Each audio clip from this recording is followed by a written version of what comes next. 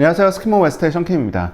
이 영상을 녹화하는 시점이 2022년 마지막 날이다 보니까 업로드 되는 시점에는 2023년 해가 이미 밝았겠네요. 코로나의 공포가 서서히 누그러들었던 2022년이지만 급작스럽게 인플레이션, 주식, 집값 하락, 그리고 그에 따른 회사들의 권고 사직 행렬, 2023년 상반기에는 고용도 중지하겠다고 선언하는 등 코로나 시절에 드리운 그림자가 생각보다 많은 사람들을 아직 고통스럽게 괴롭히는 것 같습니다. 2023년은 2022년보다 조금 더 많이 그 그림자에서 벗어나서 모두가 아무런 걱정 없이 좋아하는 일 할 수 있는 그런 한 해가 되었으면 좋겠습니다.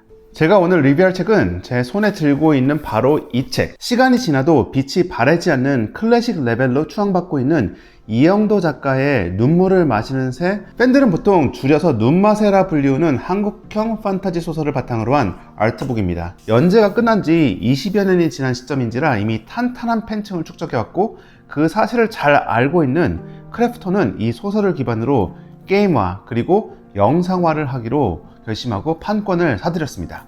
그리고 한국형 반지의 제왕이라 불리울 만큼 방대한 스케일의 이야기를 다루고 있기 때문에 이미 수년 전부터 프리 프로덕션을 시작했다고 합니다. 프리 프로덕션 단계를 설렁설렁 진행해오던 과거의 많은 한국 대형 프로젝트들에 비하면 이러한 접근 과정 자체는 쌍수를 들고 환영할 만한 변화라고 할 수 있습니다. 그런데 여기서 특이점이 옵니다. 프리 프로덕션을 너무 열심히 하다 보니까 방대한 양의 아트웍이 쌓였고 이 아트웍만 묶어도 이렇게 책 한 권이 될 만큼 이렇게 많이 쌓여버린 것입니다. 제가 특이점이라고 말한 이유는 일반적으로 영상, 게임 아트북은 본 컨텐츠, 즉 영화, 애니메이션, 게임 등이 발매된 이후 그 컨텐츠를 즐긴 팬들이 컨텐츠 제작 뒷이야기, 아이디어 디벨롭먼트 과정 등까지 즐길 수 있도록 추가적으로 내놓는 서비스, 아주 드라이하게 말하자면 추가 수익을 만들어낼 수 있는 굿즈에 가까운 역할을 하고 있습니다. 물론 저와 같이 관련 컨텐츠를 만들고 하는 사람들에게는 아주 좋은 전공서가 되기도 하지만 말이죠.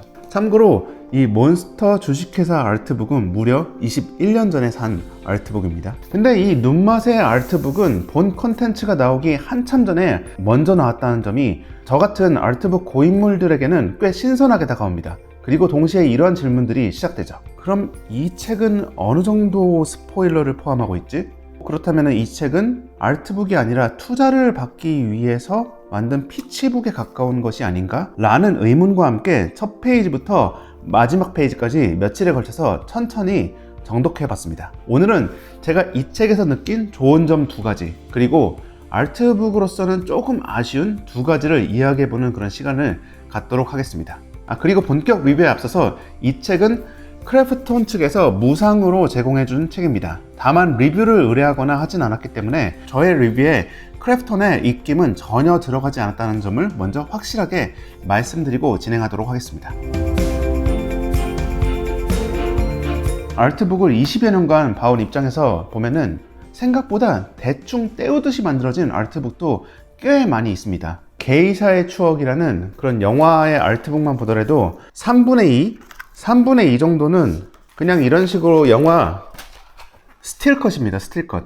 이런 스틸컷 캡처샷으로 채워놓고 무려 49,000원을 받았죠. 2006년 당시에. 그리고 형민우 작가의 프리스트라는 그런 만화의 아트북 같은 경우에는 좀 약간 게으르게 페이지를 채운 부분들이 좀 보입니다. 이런 식으로 한 페이지에 썼던 아트를 반대쪽에다가 조금 이렇게 그냥 미러링하는 그런 방식으로 페이지를 많이 채웠다는 게 보이죠. 그리고 라스트 오브 어스, 언차티드로 유명한 너티독이 내놓은 아트 오브 너티독을 보더라도 좀 성의 없어 보이는 그런 아트들이 꽤 많이 생각보다 들어가 있습니다. 근데 이거는 예전부터 너티독이 만들어 오던 그런 게임을 모아놓은 그런 아트집이다 보니까 오래된 아트도 포함될 수밖에 없고, 그러다 보니까 조금 촌스러운 아트가 포함된 건 어쩔 수 없는 것 같습니다. 하지만 이 책이 조금 괘씸하게 느껴지는 것은 이렇게 조악한 그림들을 넣으면서도 책은 좀 두꺼워 보이고 싶었는지 다른 아트북보다 유독 훨씬 두꺼운 종이를 쓰고 있고, 그 덕분에 다른 아트북과 두께는 비슷하게 보이지만 일반적인 아트북보다 조금 더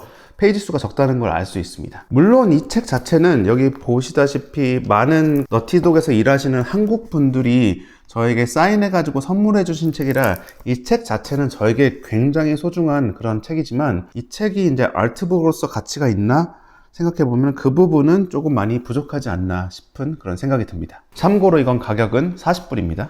반면 눈맛의 아트북은 일반적인 아트북 종이보다 훨씬 얇은 종이지만 컬러를 표현하는 데는 그렇게 큰 무리가 없는 정도의 얇은 종이를 사용함으로써 다른 아트북에 비해 압도적으로 많은 그런 페이지인 320페이지를 무려 아트웍으로 꽉꽉 채우고 있습니다. 픽사의 아트북보다도 거의 2배에 가까운 정도의 그런 아트 양이라고 할 수 있겠죠. 그리고 가격 또한 35,000원.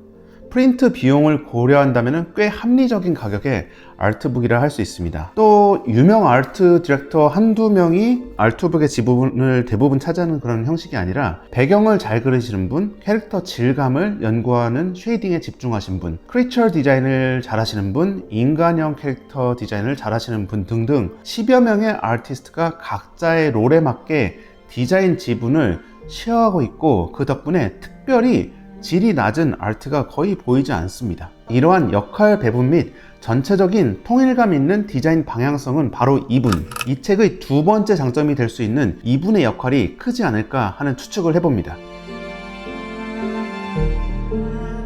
스타워즈의 파드메 공주 그리고 달스 마을부터 판타지 스토리의 바이블이라 여겨지는 반지의 제왕 호빗까지 이안은 이미 영화 컨셉 아트 분야에서는 꽤나 잘 알려진 네임드 아트 디렉터로 일해왔습니다. 판타지 게임을 준비하고 있는 크래프톤 입장에서는 당연히 함께하고 싶은 그런 아티스트 중 한 명이었을 텐데 그와 함께 캐릭터 디벨롭을 진행한 것입니다. 케이건, 티나한, 사모페이, 비영과 같은 주요 인물들을 중심으로 이안이 정말 다양한 초안을 제시하였고 한국 팀은 손광재 아트 디렉터를 필두로 10여 명의 아티스트들이 이안의 디자인을 프로덕션 가능한 버전으로 재해석하고 세컨더리 캐릭터들이나 배경들은 한국 팀들이 주도적으로 디자인해 갔습니다. 이안을 섭외했다는 것보다도 해외 유명 아티스트와 한국 디자인 팀이 유기적으로 롤을 나눠가면서 작업을 했다라는 게 잘 보여서 그 부분이 오히려 더 인상적이었다고 할 수 있습니다. 특히 이안은 일반적으로 한국 컨셉 아트에서 조금 부족하게 느껴지는 캐릭터들의 맛깔나는 제스처나 표정들을 잘 살려낸 러프 스케치로 디자인의 방향성을 제시하였는데 특별히 부가 설명 없이도 생동감이 느껴지는 그의 스케치가 없었다면 이 책도 아트북으로서의 가치가 지금보다는 조금 더 떨어지지 않았을까 싶습니다. 아트북을 보는 목적은 최종 디자인에 도달하기 전에 얼마나 자유롭게 아이디어를 펼쳐냈고 어떠한 현실적인 이유들을 고려해가지고 그보다는 조금 더 정돈된 디자인에 도달하게 되었는지 그 과정을 보는 재미가 아트북의 주요한 그런 목적이라고 할 수 있을 것 같습니다. 그렇기 때문에 이 안에 디자인 익스플로러가 없었다면 너무 정돈된 아트만 가득한 느낌이라 조금 아쉽게 느껴졌을 것 같습니다. 그렇다고 해서 한국팀이 전혀 디자인 실험을 하지 않은 것은 아닙니다.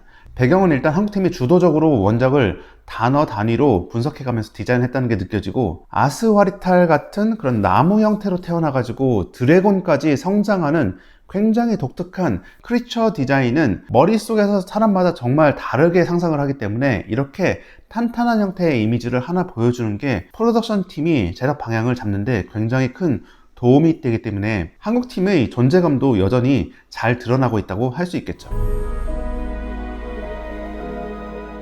앞서 이야기했던 것처럼 이 책은 특이하게 본 컨텐츠가 나오기 한참 전에 먼저 나온 아트북입니다. 때문에 아직 본 컨텐츠의 연출 장면들을 아트북에 포함한다는 것은 불가능하다고 할 수 있겠죠. 멋진 컨셉 아트를 쭉 전시해 놓고 보는 것도 좋지만 아트북은 보통 내러티브가 있는 컨텐츠인 영화, 애니메이션, 게임을 바탕으로 하는 경우가 많아서 이와 같이 장면 연출을 위해서 사용했던 스토리보드 패널들이나 컬러 스크립트 등도 아트북에 포함하는 경우가 대부분입니다. 이러한 이미지들은 이미지 하나하나의 퀄리티를 본다기보다는 특정 장면을 연상시키는 연속된 이미지를 보여줌으로써 아트북을 보는 와중에도 내러티브에 대한 몰입도를 순간적으로 높여주는 역할을 톡히 하고 있다고 할 수 있겠죠. 뿐만 아니라 배경과 관련된 아트웍 연출을 위해서는 캐릭터나 카메라 동선을 고려한 디자인들도 많이 포함될 수밖에 없는데 워낙 초창기 배경 디자인, 디벨롭 과정만 포함되어 있는 책이다 보니까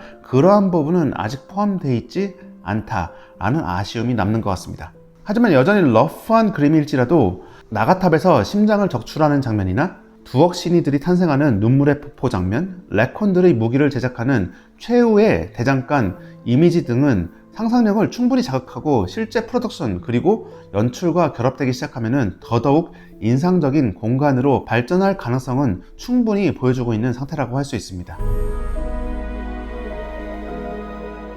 이안의 스케치가 이 책에서 빛을 발하는 것은 느슨한 선을 이용하였지만 생생한 표현 위주의 그림이기 때문입니다. 반면 디자인이 많이 진행된 그림들은 어쩔 수 없이 그보다는 조금 더 단단하게 그려줄 수밖에 없는데, 물론 디자인의 클리셰를 어느 정도 포함하는 것들은 유저들이 한눈에 어떤 성격의 종족이고 어떤 성격의 캐릭터인지 보여주기 아주 좋은 요소이기 때문에 절대 나쁜 것은 아니지만, 워낙 한국 아티스트 분들의 대생력이 뛰어나기 때문에 한국 아티스트들의 특징이 조금 파이널 디자인을 할 때 단단한 그림을 만들어내려고 하는 그런 성향성이 좀 있습니다. 그래가지고 디자인 자체가 조금 뻣뻣해지면서 자유분방한 느낌을 프로젝트의 초기에, 그 후기에는 그렇게 갈 수밖에 없지만 초기에 너무 빨리 잃어버리는 게 아닌가 하는 그런 느낌을 소수의 디자인에서 좀 받았습니다. 예를 들어가지고 두억 신이와 같이 몸이 녹아내려가지고 새로운 신체로 재조합된 그런 종족의 경우는 훨씬 더 자유롭게 디자인을 푸시할 수 있을 것 같은데,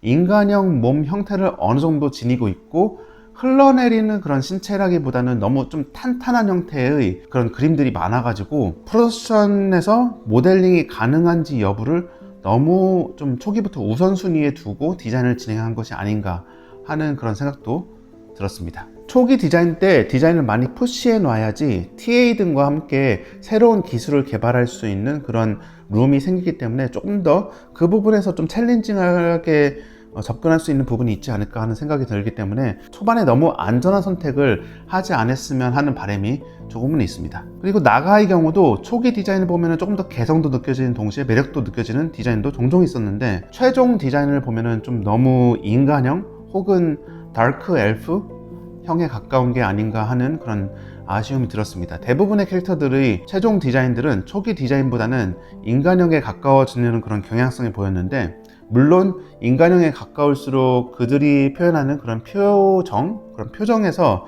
우리가 좀 공감을 느끼거나 이럴 가능성이 높아지긴 하지만, 영상화도 고려하다 보니까 영상화 했을 때 풀 3D 캐릭터로 모든 장면을 다 애니메이션 한다기보다는 배우들의 특수 분장으로도 어느 정도 커버 가능한 그런 종족도 만들어내려고 하는 현실적인 부분을 미리 타협한 게 아닌가 하는 나름의 내피셜도 머릿속에 떠오르네요.